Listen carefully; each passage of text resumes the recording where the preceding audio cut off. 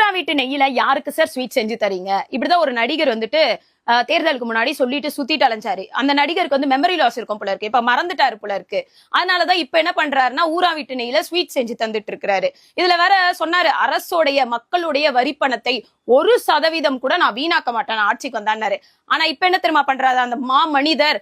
கரூர் துயர சம்பவம் எங்கேயுமே எப்பவுமே எந்த இடத்துலயும் நடக்கக்கூடாத சம்பவம் தான் அது.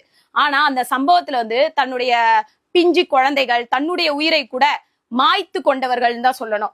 அந்த மாதிரி மாய்த்து கொண்டவர்களுக்கு வந்துட்டு குடும்பங்களுக்கு 35 பேருக்கு வேலை தரப்போறாரா, அதுவும் அரசு வேலை தரப்போறாரா அவரு.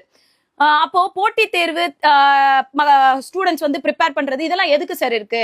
இந்த மாதிரி கூட்டங்கள்ல வந்து உயிரிழந்தா உடனே வந்து அரசு வேலை வாங்கி தரமைனா அப்போ வந்து 35 பேருடைய கனவு வந்து நீங்க அழிக்கிறதுக்கு சமம் தானே. இப்போ திடீர்னு கரூர் மக்கள் மேல உங்களுக்கு பாசம் வந்திருக்கு. இது ஏன் சார் முன்னாடி இல்ல?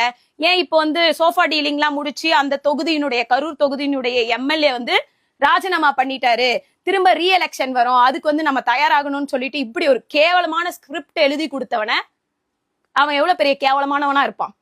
நான் என்ன கேக்குறேன்னாக்கா, இவ்வளோ பாசம் வச்சிருக்க சிஎம் சார் வந்துட்டு ஏன் வந்து இதை வந்து தாவேகா கட்சி நடத்திட்டு இருந்தீங்கல்ல, இந்த சம்பவம் நடக்கும் போதே வந்துட்டு நடந்து முடிஞ்ச உடனே தமிழக அரசு திமுக அரசு வந்துட்டு 10 லட்சம் ரூபாய் ஒருத்தருக்கும் தந்துச்சு. அதே மாதிரி வந்து தாவேகா கட்சியும் நிதி கொடுத்துச்சு. எப்படியும் கணக்கு பண்ணி பார்த்தா ஒரு 30 லட்சம் இருக்கும். நீங்க அந்த டைம்ல என்ன பண்ணிருக்கலாம்? இவ்வளவு பாசம் இருக்க நீங்க வந்துட்டு ஒரு குடும்பத்துக்கும் உங்களுடைய நீங்க ஸ்கூல் நடத்துறீங்க, நிறுவனங்கள் நடத்துறீங்க, உங்களுடைய கட்சி ஆபீஸ் இருக்கு, இந்த மாதிரி அலுவலகங்களை வந்துட்டு அவங்களுக்கு வந்து நிரந்தர வேலை போட்டு கொடுத்துருக்கலாமே. 60 வயசு வரையும் நீங்க வேலை செய்யுங்க, 60 வயசுக்கு மேல உங்களுக்கு பென்ஷன் வந்து நாங்க தரோம் அப்படின்னு சொல்லிட்டு ஒரு கான்ட்ராக்ட் போட்டு அக்ரிமெண்ட் போட்டு நீங்க அப்பயே வேலை கொடுத்துருக்கலாமே. இப்போ எதுக்கு சார் ஊரா வீட்டு நெய்யில யாருக்கு ஸ்வீட் செஞ்சு தரீங்க? அதே மாதிரி போட்டி தேர்வுகளுக்காக ப்ரிப்பேர் பண்ணிட்டு இருக்கக்கூடிய மாணவிகளுடைய கனவை எதுக்கு சார் சிதைக்கிறீங்க?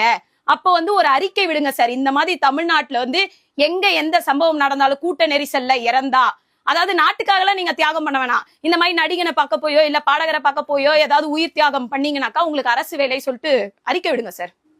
இது வந்து தமிழ்நாடு முதலமைச்சர் அவர்கள் வந்துட்டு தன்னுடைய அதிகாரத்தை துஷ்பிரயோகம் செய்கிறாரு அப்படின்னு தான் சொல்லணும். இந்த இதை வந்துட்டு ஒரு ஓட்டு அரசியலுக்காக தன்னுடைய அதிகாரத்தை எப்படியெல்லாம் மனுஷன் துஷ்பிரயோகம் பண்றாருன்னு பாத்துக்கோங்க மக்கள்.